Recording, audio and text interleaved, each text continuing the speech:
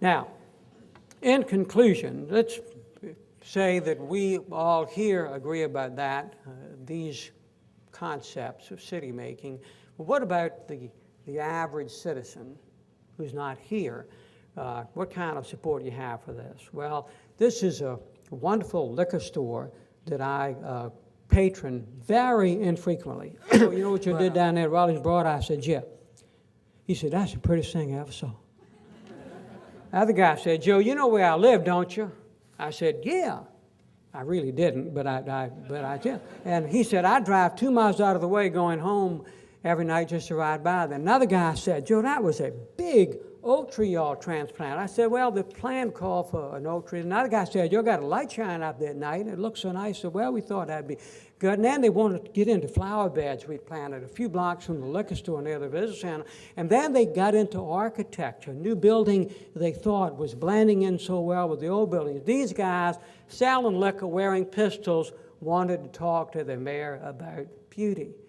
And it's human, it's basic, it's what Florida writes about, it's what Wilmington is about, it's what our culture is about. I mean, there's enough harshness and plastic and violence and coldness that every time we invest in beauty, we give our citizens, our average citizens, something that they need and they want, and they'll support it every time. Well, if the political support there, what is the public policy imperative? Public for us, citizens, public citizens.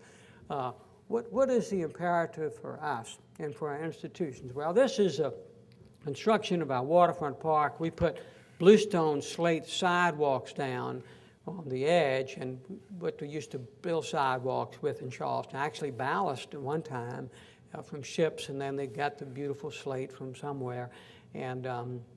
And then we couldn't afford it for a long time. We put these sidewalks in, so we ordered new slate from New England, and it was very expensive. But they put it down, and it just didn't look right. I was so disappointed. I didn't know what was wrong, but then we realized that they now cut the edges with these fine saws. So you put these big pieces of slate down, and it just looks too new. It just didn't work. So people came up with the idea, put a torch around, and it just rounds it, doesn't discolor it, and it works. It just looks like it's always been there. Now, I show you that not because that's fascinating to you, but here is the policy imperative. That is a public employee working for the city who is arguably attending to a tiny detail. And that's how we have to feel about cities now in America. People are moving to cities. It's where the jobs are. Creative people are moving to cities that are beautiful and diverse and interesting. And so we must treat our cities as precious heirlooms that we inherited, and we have to make them more beautiful. We have to nourish them. Because, see, you're building Wilmington not for tomorrow. It's for the next few hundred years. What you create, you're the builders. Now, what we do, if it's beautiful, then it will nourish and invigorate and make more prosperous and more wonderful and more livable and more successful. And that's a public policy imperative. And lastly, is there a moral imperative? What should drive us the most? And that is that in our city, it must be a place where every citizen's heart can sing. Well, we were building the waterfront park. We had to rebuild an old pier, and it had fallen into the mud. We really didn't know how to do it.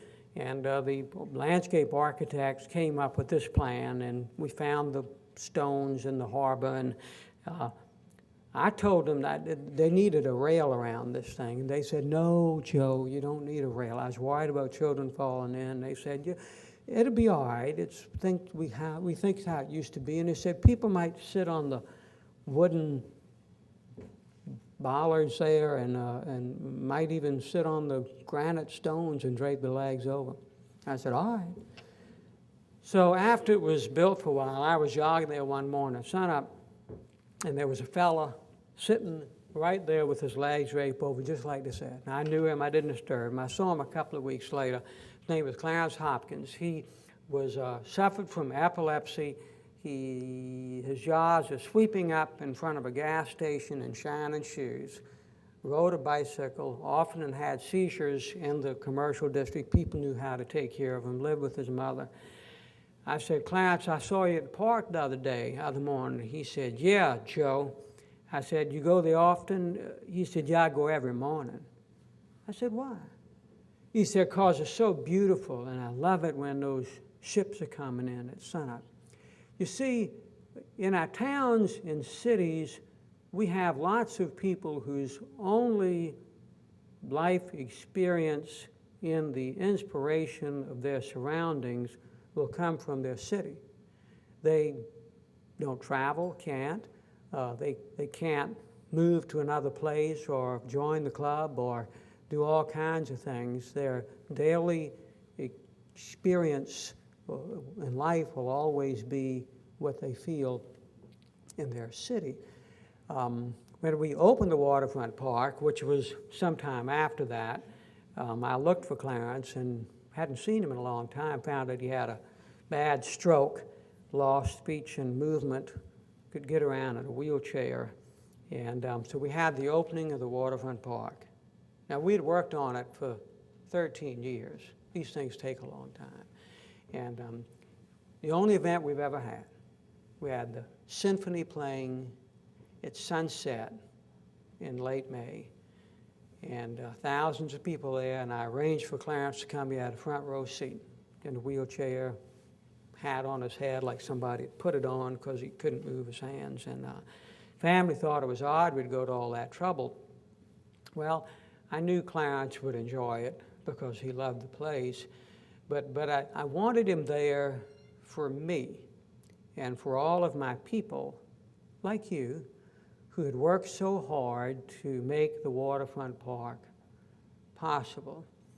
Because in seeing Clarence, we understood and were reminded why it's important that we do things like that. For Clarence Hopkins, when he was healthy, a citizen of our community who had never seen the Cape Fear River or the Rocky Coast of Maine or the sunset in the Pacific or the Purple Mountain Majesties, a citizen who only had his city when he was healthy, could get up in the morning, get on his bicycle, and ride down to a public place and clothe himself with peace and beauty every day. We work very hard to make our city special for the Clarence Hopkins among us. We'll build great, desirable, successful cities for everyone. Thank you very much.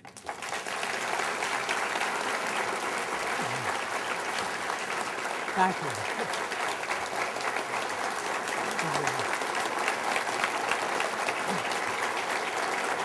Thank you very much.